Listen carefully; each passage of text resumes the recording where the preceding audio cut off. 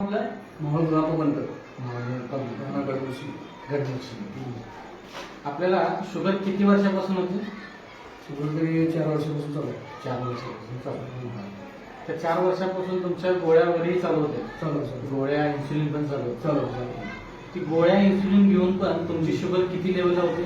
Sugar त्या होती 500 550 500 550 level असाय. आणि सोबत गोळ्याने इन्सुलिन पण चालूच चालू होतं, होतं. तरी देखील 500 पर्यंत होती. कमी मग हे करत असताना तुम्हाला कॉम्प्लिकेशन्स काय काय होते? शारीरिक त्रास काय काय होते? तरी तर पाया मुंगी येणे, परत डोळ्याला अंधार येणे, परत चक्कर येणे, परत भूक लागणे, लाईटीला 5-6 वेळ जायला म्हणजे रात्री झोपल्यानंतर पण वेळेला बऱ्याच वेळेला उठावं लागेल.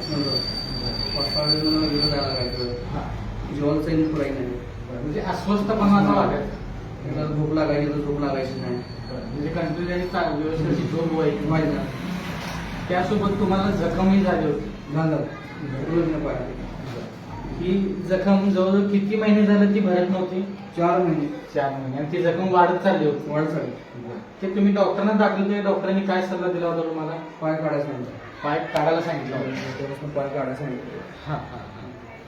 मग तुम्ही काय केलं त्याला? पाय काढायला सांगितलं त्याला काय निर्णय काय घेतला? पुन्हा मी दुसऱ्या डॉक्टरकडे गेलो.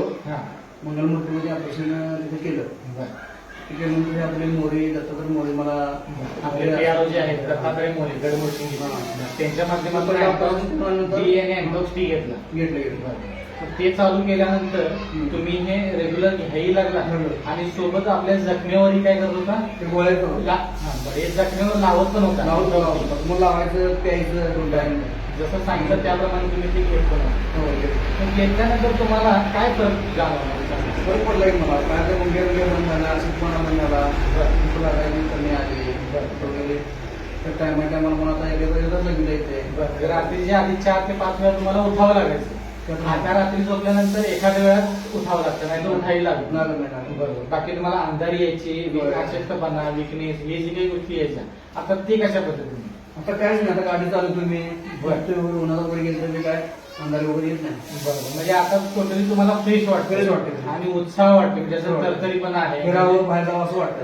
म्हणजे आधी जे व्हायचं की तुम्हाला एवढं सगळं करून पण शुगर पण जास्त होती, गोळ्या इन्सुलिन पण चालू होतं आणि सोबत कॉम्प्लिकेशन इतकी चालू होतं. पण आता हे अँटॉक्स डी आणि टी चालू केलंय, जवळजवळ 1-2.5 महिने झाले आपलं चालू आहे. 2-2.5 महिने. तो 2-2.5 महिन्यात इतका चांगला तुम्हाला लागला. इन्सुलिन किती चालू होतं? 20 एमएम होतो. 20 म्हणजे सकाळी पण 12 एमएम नाश्ते जाते. नाश्ता केला आणि जेवणानंतर रात्री 20 एमएम. म्हणजे 20 आणि 12 असं टोटल तुम्हाला इन्सुलिन युनिट चालू होतं. आता इन्सुलिन युनिट किती आहे? आता बंद झालं. आता इन्सुलिन पूर्णपणे बंद केलंय. हे औषध चालू बंद केले. आता फक्त गोळी चालू आहे. शुगर चालू. बरोबर. आधीची शुगर तुमची 500 पर्यंत होती.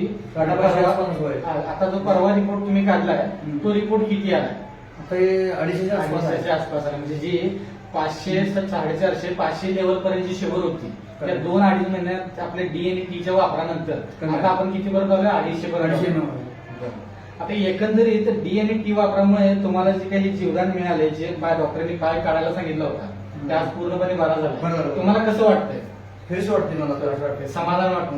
मग तुम्ही अँटॉक्स डी आणि टी आपल्या समर्थ सोशल फाउंडेशनच्या अँटॉक्स डी आणि टी हे वापरल्यानंतर पूर्ण समाधानी आहात? तुमच्यासारख्या अशा अनेक लोकांनी जर वापरलं तर नक्कीच त्यांना नक्की घेऊन देऊ.